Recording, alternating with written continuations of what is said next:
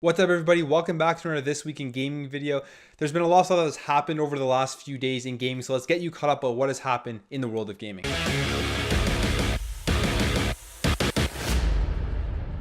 So it looks like PlayStation 4 gamers will be getting a new Castlevania game called Castlevania Requiem, and this game will include two of the best Castlevania games to ever be released, Castlevania Symphony of the Night and Castlevania Rondo of Blood. If you remember Castlevania Symphony of the Night, at least I do, I didn't really play Rondo of Blood because it came out on the PC Engine, but Castlevania Symphony of the Night came out on the PlayStation 1 in 1999, and it is still today, in my opinion, one of the best Castlevania games ever made. And then you have Castlevania Rondo of Blood, which came out in 1993 on the PC Engine. So those will be coming out on October 26th for the PlayStation 4 exclusively right now, but it will hopefully be coming out on other consoles. I would love to see it come out on the Nintendo Switch because that is where I would like to play it. If you have a PlayStation Vita, on a side note, you can pick up, I believe, the same similar bundle on the PlayStation Vita where you get both of these games, but it is just the original games. I believe the one coming out on the PlayStation 4 is going to have a bunch of upgrades. It's going to be upgraded to 1080p and 4K, and there's going to be a bunch of other things there, like there will be sound that will be able to come out of the controller when you pick up items. Specifically, this was what was tweeted out, or what was in the description of the game, in the additional features that it will include. This includes 4K 1080p upscaling, multiple high resolution backgrounds, different rendering options such as smoothing, and full trophy support. So these are great additions to the game, specifically having them in 1080p.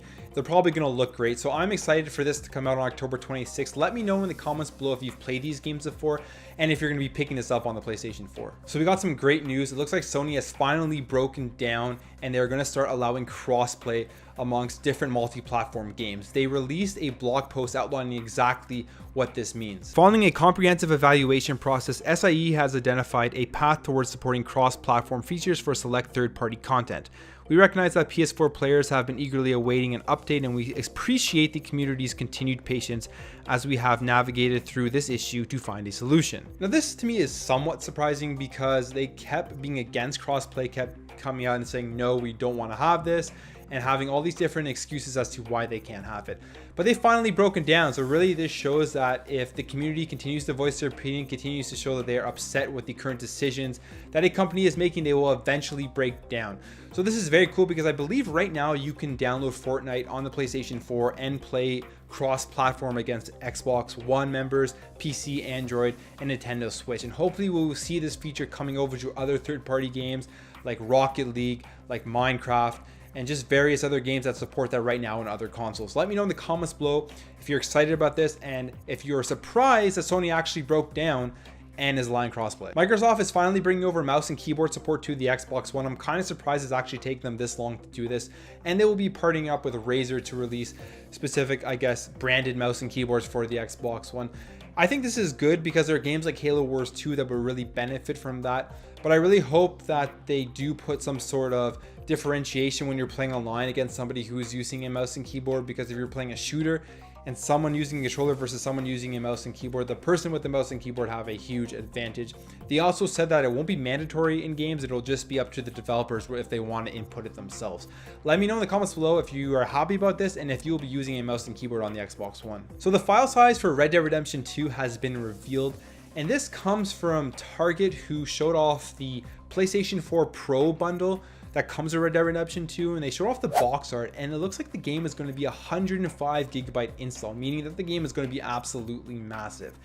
That's a huge number, a huge file to install on your console, but I honestly don't care because I love Red Dead Redemption. I'm so hyped for this game and I can't wait for it to come out, and it just means that the world is going to be absolutely massive and there's going to be so much to do. So I can't wait for this game to come out on October 26th. Let me know in the comments below what you think about this file size and if you can even afford to put this on your hard drive with how big it is. So if you remember a few months ago, Reggie Fils-Aime, the Nintendo of America president, came out and said that Virtual Console won't be coming over to the Nintendo Switch, but it will come sort of in a different way. And I guess that's what they're doing right now with the Nintendo Online and giving you the NES games.